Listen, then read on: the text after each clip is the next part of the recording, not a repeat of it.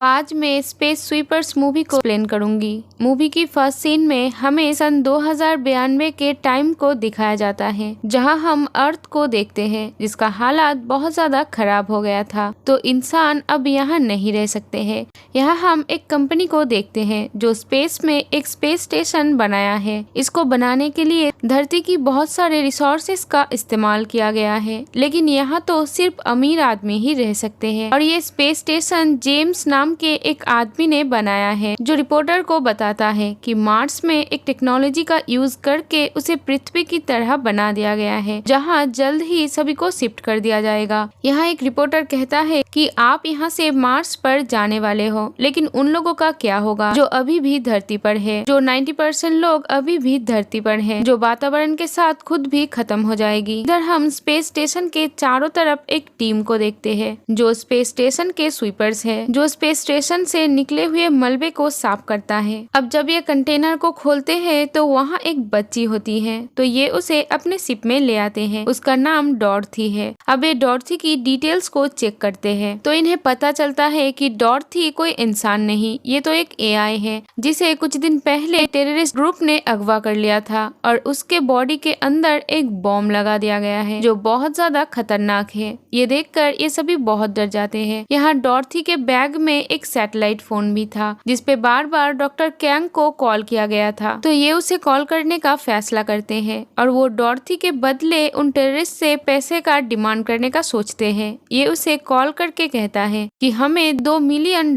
चाहिए। वो आदमी $2 मिलियन देने के लिए मान जाता है, तो सभी बहुत खुश हो जाते हैं। हम देखते हैं डॉर्थी के अंदर कुछ पावर्स भी है। वो एक मरा हुआ प्लांट को फिर से जिंदा कर देती है। इधर जेम्स इन सब की बातें सुन लेता है, मतलब अब उसे डॉर्थी के बारे में पता चल चुका है। अब ये लोग डिस्को में जाते हैं डॉक्टर कैंग से मिलने के लिए, और ये लोग डॉर्थी को एक बॉक्स में छुपा के ले जाते हैं। लेकिन जैसे ही डॉर्थी बॉक्स से बाहर आती है, उसे देखकर सभी बहुत डर जाते हैं, क्योंकि सबको पता होता है कि डॉर्थी के बॉडी के अंदर बॉम्ब है। अब यहाँ डॉर्थी को ले जाने के लिए जेम्स के लोग आ जाते हैं, लेकिन उन स्पेस स्वीपर्स में से एक, जिसका नाम किम है, वो डॉर्थी को बचाकर ले जाता है। इधर जेम्स को जब ये बात पता चलता है तो उससे बहुत ज्यादा गुस्सा आता है, और हमें यहाँ ये भी पता चलता है कि ये लोग नैनोपॉट्स नाम के एक टेक्नोलॉजी के मदद से मार्स में इन्होंने पेड़ पौधे उगाया है। इधर किम और उसके साथी डॉर्थी का बहुत ध्यान रखते हैं, और इनका एक साथी डॉर्थी को बहुत प्यार करता है। अब एक रोबोट डॉर्थी को किम के बारे में बताती है कि बहुत साल पहले किम एक स्पेस गार्ड था, जो स्पेस स्टेशन में इलीगल तरीके से आने वाले लोगों को मारता था। लेकिन एक बार उसे एक बच्ची मिलती है, जिसे देखकर वो तय करती है कि वो उस बच्ची को पालेगा। वो उसका बहुत ध्यान रखती है, लेकिन एक दिन उसे पता चलता है कि तेज आवाज के वजह से उस बच्ची की सुनने की शक्ति जा चुकी है, जो उसके वजह से ही हुआ था, और इसीलिए उसने स्पेस गार्ड का काम छोड़ दिया था।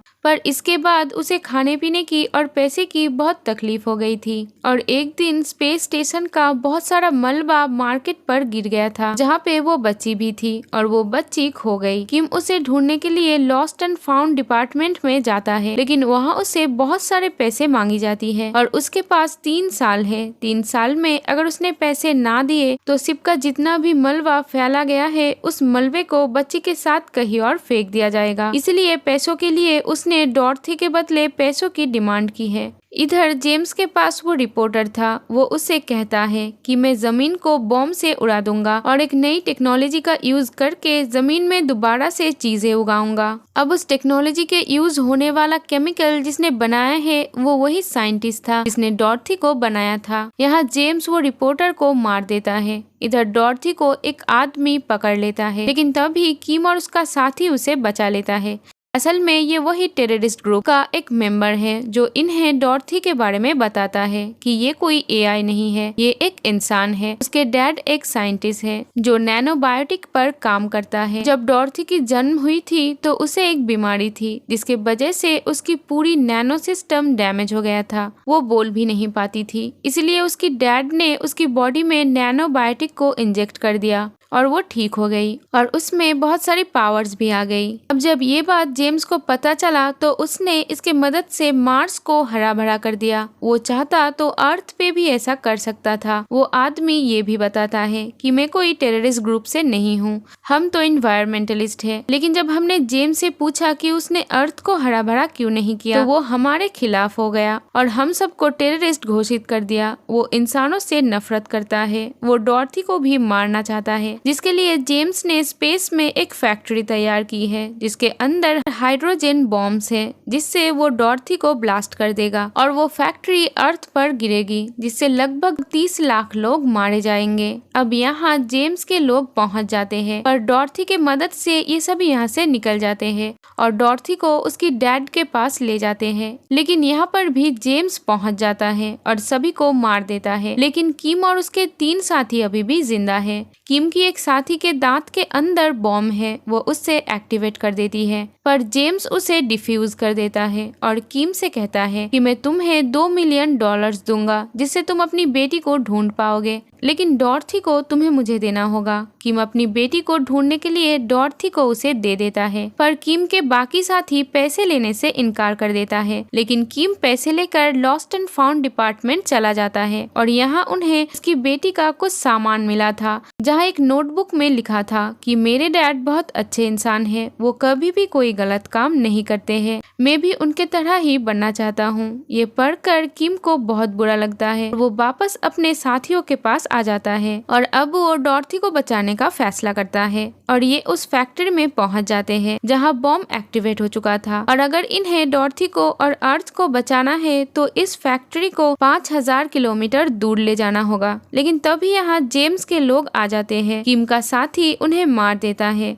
और अब वो इस फैक्ट्री को दूर ले जाना चाहते हैं तो वो स्पेस स्वीपर से मदद मांगती है और जेम्स की सारी बातें उन्हें बता देती है। तो अब सारे स्पेस स्वीपर्स अपने स्पेस शिप से आते हैं और जेम्स के ड्रोन्स को मार देते हैं और अब ये फैक्ट्री को यहाँ से ले जाने लगता है। लेकिन तभी यहाँ जेम्स आ जाता है। उसे पता चल चुका था कि यहाँ डॉर्थी नहीं है। असल में डॉर्थी को इन्होंने कहीं और भेज दिया था और ये चारों एक दूसरे को गुड बाय कहते हैं क्योंकि कभी भी बॉम्ब फट सकते हैं। कि तभी वो बॉम्ब फट जाता है और इससे जेम्स भी मारा जाता है। लेकिन डॉर्थी दूर से इन चारों को बचा लेती है और अब वो अपनी पावर से अर्थ में ही ग्रीनरी दोबारा करती है। और इधर हमें पता चलता है कि किम की बेटी तो उस एक्सीडेंट में ही मर चुकी थी, लेकिन किम उसके डेड बॉडी को वापस पाना चाहता था ताकि वो आखिरी बार उसे देख सके। अब डॉर्थी अपनी पावर से उसकी बेटी का एक रिफ्लेक्शन क्रिएट करती है। किम को इससे बहुत अच्छा लगता है और इसी के साथ ये मूवी यहीं पर खत्म हो जाती है। Thank you for watching. Bye bye.